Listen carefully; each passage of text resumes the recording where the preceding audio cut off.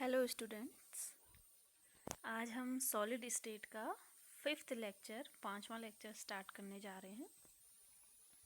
इससे पहले 4 लेक्चर में मैंने ठोसों का इंट्रोडक्शन, ठोसों के प्रकार तथा ठोसों की व्यवस्था के बारे में बात की थी।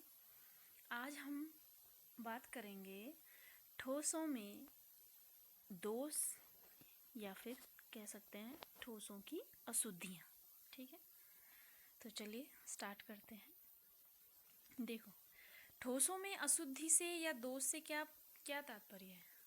तात्पर्य ये है कि जो उनकी किसी ठोस का जो क्रिस्टल होंगे, उन क्रिस्टलों की जो व्यवस्था होगी, उस व्यवस्था में जो उपस्थित अवयवी कण होंगे, उन कणों की व्यवस्था में जब कोई अनियमितता आ जाती है या फिर कोई विचलन आ जाता है, ठीक है, या कोई कण अपनी जगह से इधर उधर हिल जाता है, ठीक है, तो जिस कारण ठोस में कुछ न कुछ अपूर्णता देखने को मिलती है। ठीक है, तो ये इसे हम क्या कह सकते हैं? ठोसों में दोष कह सकते हैं या ठोसों की अशुद्धियाँ नाम दे सकते हैं। ठीक है, अब ठोसों में जो दोष होते हैं वो मुख्यतः 2 प्रकार के होते हैं। पहला दोष होता है बिंदु दोष, दूसरा दोष होता है रेखीय दोष। ठीक है, तो आज के लेक्चर में हम बिंदु दोष के बारे में जहाँ तक होगा वहाँ तक कंप्लीट कर लेते हैं। तो देखिए, चलिए स्टार्ट करते हैं। पहला दोष है बिंदु दोष। तो बिंदु दोष से तात्पर्य है कि जब किसी क्रिस्टल में किसी परमाणु या आयन या किसी बिंदु के कारण, ठीक है, बिंदु के कारण मतलब या तो वो लुप्त हो जा रहा है या तो कोई अतिरिक्त आयन आ जा रहा है, ठीक है, या इलेक्ट्रॉन्स आ जा रहे हैं, तो इस कारण जो दोष उत्पन्न होता है उस दोष को बिंदु दोष कहते हैं। ठीक है, और यह बिंदु दोष भी मुख्यतः 3 प्रकार का होता है। पहला है स्टाइकियोमेट्रिक दोष, दूसरा है नॉन स्टाइकियोमेट्रिक दोष और तीसरा है अशुद्धता दोष। ठीक है, तो चलिए स्टार्ट करते हैं। पहला स्टाइकियोमेट्रिक दोष। तो स्टाइकियोमेट्रिक से मतलब है, स्टाइकियोमेट्रिक का तात्पर्य है कि क्वांटिटी, जब क्रिस्टल में उपस्थित जो अणु हैं, आयन है, परमाणु हैं, उनकी क्वांटिटी में यानी उनकी मात्रा में कोई फर्क नहीं पड़े, तो इस प्रकार के दोष स्टाइकियोमेट्रिक दोष कहलाते हैं। ठीक है, तो ऐसे ठोस जिनमें उनकी स्टाइकियोमेट्री प्रभावित नहीं होती है, स्टाइकियोमेट्रिक दोष कहलाते हैं।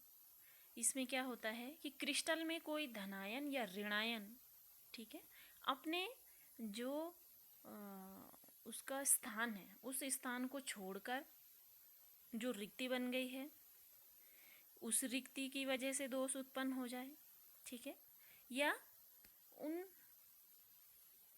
जो रिक्तियां हैं उन रिक्तियों में कोई इलेक्ट्रॉन समावेशित हो जाए, तो स्टाइकियोमेट्रिक दोष देखने को मिलता है। ठीक है, इसे हम ऊष्मागतिक दोष भी कहते हैं।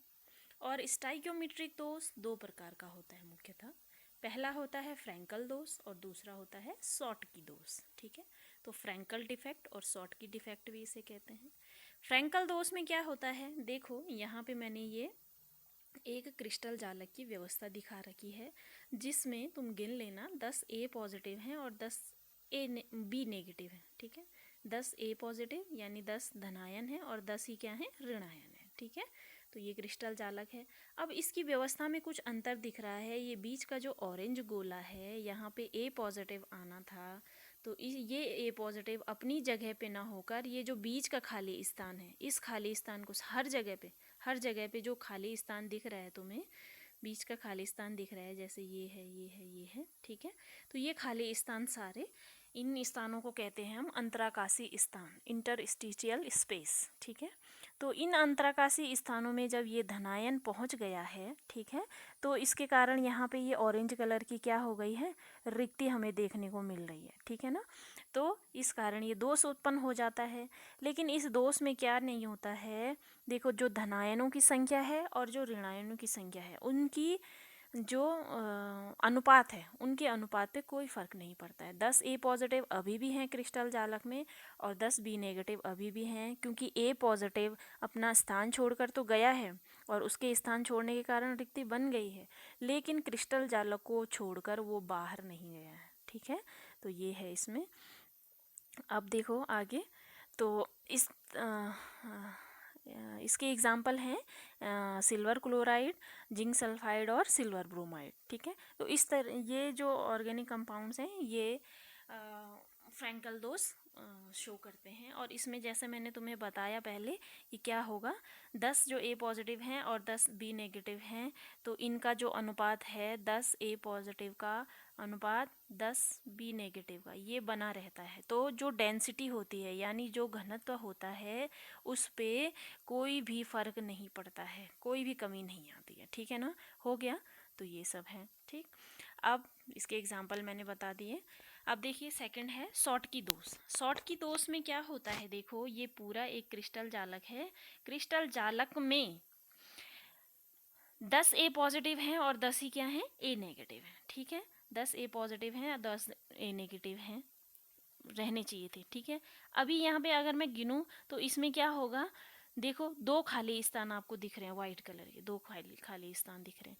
तो अगर इनको काउंट करें हम तो 9 ए पॉजिटिव हमें दिखेंगे और 9 ही क्या दिखेंगे, बी पॉजिटिव दिखेंगे। ठीक है ना, देखो यहाँ पे से यहाँ पे से यहाँ पे से यहाँ पे से ये वाला। ठीक है, तो इस पे क्या हुआ है, ये ए नेगेटिव यहाँ से हट गया है और यहाँ पे से क्या है, एक ए पॉजिटिव, सॉरी ए पॉजिटिव यहाँ पे से हट गया है और यहाँ पे से क्या हट गया है, बी नेगेटिव हट गया है। ठीक है ना, तो एक पॉजिटिव आयन हटा है और एक क्या हटा है, नेगेटिव आयन। देखो पहले क्या था, पहले क्या था कि पहले 10 ए पॉजिटिव थे और रेशियो था 10 बी नेगेटिव के साथ। ठीक है, अब क्या हुआ कि एक पॉजिटिव आयन चला गया, यानी अब क्या हो गया, 9 ए पॉजिटिव बच गए और 9 ही क्या बच गए, बी नेगेटिव, क्योंकि एक क्या चला गया, बी नेगेटिव भी यहाँ से चला गया है। ठीक है ना, तो इस तरह से जो अनुपात होता है, अनुपात तो क्या है, मतलब बराबर बना रहता है, लेकिन क्या हो जाता है, एक एक जो आयन होते हैं वो क्या हो जाते हैं, कम हो जाते हैं। ठीक है ना, तो इस तरह से जो अपनी इन अपने अपने स्थानों से जब ये असमावेशित हो जाते हैं, हट जाते हैं वहाँ से, तो यहाँ पे क्या हो जाती हैं, रिक्तियाँ उपस्थित हो जाती हैं। ठीक है ना, इन रिक्तियों को हम फिर इस क्रिस्टल जालक के अंदर हम इन्हें क्या कहते हैं, जालक छिद्र कहते हैं। ठीक है ना, अब फिर क्या हो जाता है, इस संपूर्ण क्रिस्टल जालक की विद्युत उदासीनता बनाने के लिए अगर इनमें से कोई एक, जैसे यहाँ पे से मैंने यहाँ पे देखा था कि यहाँ पे से क्या हो गया था, यहाँ पे से ए पॉजिटिव गायब हो गया था, तो यहाँ पे से क्या हो जाता है, बी नेगेटिव भी गायब हो जाता है। क्यों, क्योंकि उसे इस संपूर्ण क्रिस्टल जालक की विद्युत उदासीनता, यानी जितने पॉजिटिव हैं उतने नेगेटिव भी रहें। ठीक है, तो उसकी विद्युत उदासीनता बनाए रखने के लिए एक आयन अपने आप ही क्या हो जाता है, अपने स्थान से लुप्त हो जाता है। ठीक है, तो इस प्रकार का दोष क्या कहलाता है, शॉर्ट की दोष कहलाता है। और ये शॉर्ट की और फ्रैंकल दोष बहुत इंपॉर्टेंट है, तुम्हारे पास आते ही आते हैं 3 नंबर का। ठीक है ना, तो ये है, इसके एग्जाम्पल देखो क्या हो जाता है, Na पॉजिटिव और जो मतलब क्या बोलते हैं इसको, sodium chloride, potassium chloride, potassium bromide, sodium bromide, तो ये सब इसके एग्जाम्पल हैं।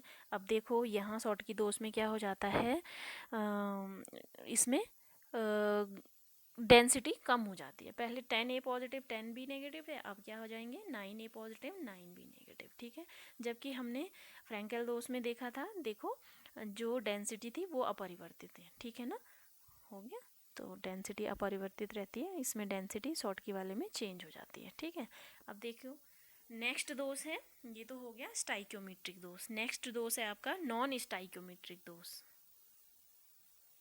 नॉन स्टाइक्योमेट्रिक दोष में देखो इसमें क्या हो जाता है कि जब क्रिस्टल में उपस्थित दोष के कारण कोई धनायन हो या ऋणायन हो, उनकी संख्या का जो अनुपात होता है वो ही पूरा परिवर्तित हो जाता है। इसका मतलब कि हो सकता है 7 ए पॉजिटिव रहें और 8 बी नेगेटिव रहें, या फिर ये ऐसा हो सकता है कि 10 ए पॉजिटिव रहें और 9 बी नेगेटिव रहें, ठीक है ना।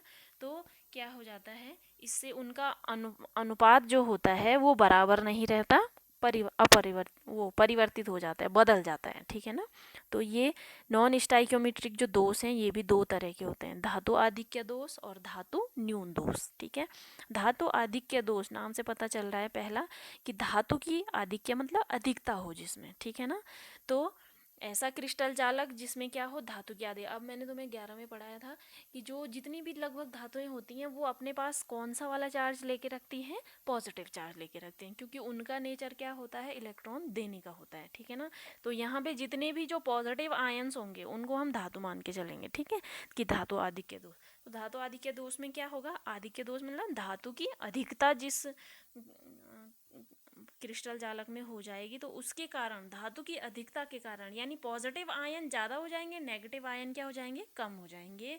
तो इस कारण से क्या होगा, जो दोष उत्पन्न होगा उसे धातु आधिक्य दोष कहेंगे। अब जो धातु आधिक्य दोष है ये भी दो प्रकार का होता है। पहला देखो, ऋणायन रिक्तियों के कारण धातु आधिक्य दोष, ठीक है ना, ऋणायन रिक्तियों के कारण।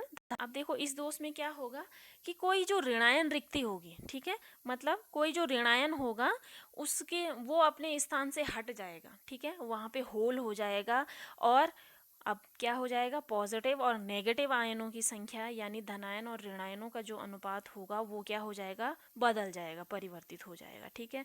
लेकिन जब वो ऋणायन अपने जालक की स्थिति को छोड़कर चला जाएगा तो वहाँ पे क्या हो जाएगा, एक इलेक्ट्रॉन समावेशित हो जाएगा। इलेक्ट्रॉन समावेशित होकर देखो क्या करेगा वो, जिससे इलेक्ट्रॉन समावेशित होगा तो जो पॉजिटिव और नेगेटिव, ठीक है, आयंस होंगे उनकी जो संख्या होगी उस वो बराबर बनी रहेगी, ठीक है। अब देखो इसमें क्या है, इसका एग्जांपल ये ले रखा है मैंने, यहाँ पे देखो देखो एम पॉजिटिव और एक्स नेगेटिव है, ठीक है, 1 2 3 4 5 6 7 8, तो 8 क्या है इसमें, 8 एम पॉजिटिव हैं और 8 ही क्या होने चाहिए थे, एक्स नेगेटिव होने चाहिए थे, ठीक है। लेकिन क्या हो जाता है, एक एक्स नेगेटिव अपनी जगह से हट जाता है और उसके बदले में क्या आ जाता है, एक इलेक्ट्रॉन पे जिस पे नेगेटिव चार्ज होगा वो उसकी जगह ले लेता है, ठीक है, जिससे जो पॉजिटिव और नेगेटिव आयन होते हैं उनकी संख्या क्या होती है, बराबर बनी हुई होती है, ठीक है। धनावेश और ऋणावेशों की संख्या क्या बनी होती है, बराबर बनी होती है। अब देखो एक चीज़ और इस पे दिखाई है मैंने, जब एक एक्स नेगेटिव अपनी जगह छोड़ के गया था तो वहाँ पे एक जो होल हो जाता है जिस पे इलेक्ट्रॉन प्रवेश कर जाता है, तो इस इलेक्ट्रॉन के कारण इस पूरे क्रिस्टल जालक का एक क्या हो जाता है, निश्चित कलर हो जाता है, ठीक है ना। तो कलर हो जाता है। अब इस होल के कारण, ये जो होल है इस जिसमें इलेक्ट्रॉन समावेशित हो रखा है, इस होल के कारण कलर आया है क्रिस्टल में, तो इसलिए इसको क्या कहते हैं, रंग केंद्र कहते हैं, हिंदी में कहते हैं इसे रंग केंद्र, ठीक है, हिंदी में कहते हैं हम रंग केंद्र और इंग्लिश में कहेंगे हम इसे फॉर्ब जेंट्रम, ठीक है, क्या कहेंगे, फॉर्ब जेंट्रम यानी रंग केंद्रक, ठीक है। तो एफ सेंटर बोल लेते हैं, फॉर्ब जेंट्रम, एफ फॉर फॉर्ब मीन्स होता है कलर, फॉर्ब मीन्स कलर, ठीक है। तो फॉर्ब जेंटर कहते हैं इसे, फॉर्ब मीन्स होता है कलर। तो इस होल के कारण जिस पे इलेक्ट्रॉन समावेशित हो रखे हैं इस पूरे क्रिस्टल जालक का एक अपना एक निश्चित कलर हो जाता है, ठीक है, क्योंकि ये इलेक्ट्रॉन क्या करेगा, प्रकाश को अवशोषित कर लेगा और जिस प्रकाश को अवशोषित नहीं कर पाएगा वही उस क्रिस्टल का कलर हो जाएगा, ठीक है ना। तो ये देखो ये सारा है, जैसे प्रकाश अवशोषित करेगा तो इलेक्ट्रॉन उत्तेजित हो जाएगा, उत्तेजित होकर क्या होगा, जो विपग्योर में 7 रंग होते हैं, जो जिन 7 रंगों में से एक रंग को वो अवशोषित नहीं कर पाएगा उसी रंग का क्रिस्टल आपको दिखाई देने लग जाएगा, ठीक है। तो यहाँ पे मैंने कुछ एग्जाम्पल दे रखे हैं, देखो लिथियम क्लोराइड है, इसका क्या होता है, गुलाबी रंग होता है, ठीक है। ऐसी पोटेशियम क्लोराइड KCl है, इसका कैसा रंग होता है, बैंगनी रंग होता है। और जो सोडियम क्लोराइड है इसका अपना हल्का पीला रंग होता है, ठीक है। नेक्स्ट चलो, अब देखो, ये मैंने यहाँ पे बताया था कि धातु आधिक्य दोष भी दो प्रकार के होते हैं। एक तो ऋणायन रिक्ति के कारण होगा, और एक क्या होगा, अंतराकाशी स्थान होंगे जो, यानी जो ये यहाँ यहाँ यहाँ यहाँ यहाँ यहाँ खाली सेंटर है क्रिस्टल जालक में, वहाँ जब कोई बाहर से कोई धनावेश यानी धनायन, ठीक है, कोई ए पॉजिटिव या बी पॉजिटिव जो भी मान लो, यहाँ पे मैंने ए को पॉजिटिव माना हुआ है, तो कोई धनायन आगे क्या करेगा, इस अंतराकाशी स्थान में प्रवेश कर जाएगा, जिससे क्या होगा, धनायनों की संख्या क्या हो जाएगी, ज़्यादा हो जाएगी। तो फिर अनुपात क्या हो जाएगा, मतलब गड़बड़ा जाएगा, चेंज हो जाएगा, ठीक है। तो यहाँ पे देखो 1 2 3 4 5 6 7 8, तो होने तो क्या चाहिए थे, 8 पॉजिटिव, 8 ए पॉजिटिव होने चाहिए थे, लेकिन अभी क्या हो गए, 8 की जगह क्या हो गए, 9 ए पॉजिटिव हो गए, जबकि बी कितने हैं, बी नेगेटिव कितने हैं, 8 ही हैं, ठीक है। तो इस तरह से जो इनका रेशियो होता है वो रेशियो गड़बड़ा जाता है, ठीक है ना। आगे बात समझ में। तो देखो इसमें बता देती हूँ मैं आपको कि अंतराकाशी स्थानों में अतिरिक्त धनायन के कारण धातु आदि के दोष हो जाता है। तो जिंक ऑक्साइड इसका बेस्ट एग्जांपल है। जिंक ऑक्साइड क्रिस्टल को हम थोड़ी सी धूप दें तो वो क्या हो जाता है, तुरंत से ऑक्सीकृत होकर अपनी ऑक्सीकरण संख्या मतलब अपने आयन में टूट जाता है, Zn2 पॉजिटिव में, और हाफ जो ऑक्सीजन का मॉलिक्यूल होता है उसको रिलीज कर लेता है, कैसे, 2 इलेक्ट्रॉन का डोनेशन करके, ठीक है ना। तो ये हो गया। तो ये तो हो गया। इसमें देखो धनायन, अतिरिक्त धनायन के कारण क्या हुआ था, अतिरिक्त धनायन यहाँ 9 पॉजिटिव थे और 8 क्या थे, बी नेगेटिव थे, ठीक है। जबकि हम नेक्स्ट वाले में चले जो इससे पहले वाला था, तो इसमें क्या हो गया था, ऋणायन रिक्तियों के कारण। तो यहाँ ऋणायन रिक्ति, यहाँ ऋणायन कम हो गए थे। यहाँ हमने देखा था कि 8 तो एम पॉजिटिव थे, लेकिन जो नेगेटिव यानी ऋणायन थे, एक्स नेगेटिव थे, वो कितने रह गए थे, 7, क्योंकि इन्होंने क्या करा, एक्स ने अपनी जगह छोड़ दी थी, ठीक है। तो देखो यहाँ धनायन की अधिकता है, ठीक। और इसमें भी देखोगे तो यहाँ हमने 9 ए पॉजिटिव किया है, 9 ए पॉजिटिव किया है और 8 बी नेगेटिव किया है, तो इसमें भी धनायन की क्या है, अधिकता है। तो धनायन की अधिकता के कारण उत्पन्न दोष, ठीक है। तो ये आपका इतना मैंने कंप्लीट करा दिया है। आप लोग क्या करें, इसको कॉपी कर लें, और फिर नोट्स मैं पीडीएफ भी इसका डाल देती हूँ ग्रुप में, आप लोग वहाँ यहाँ से वीडियो समझ के वहाँ पीडीएफ से कॉपी कर लेना, ठीक है। चलो।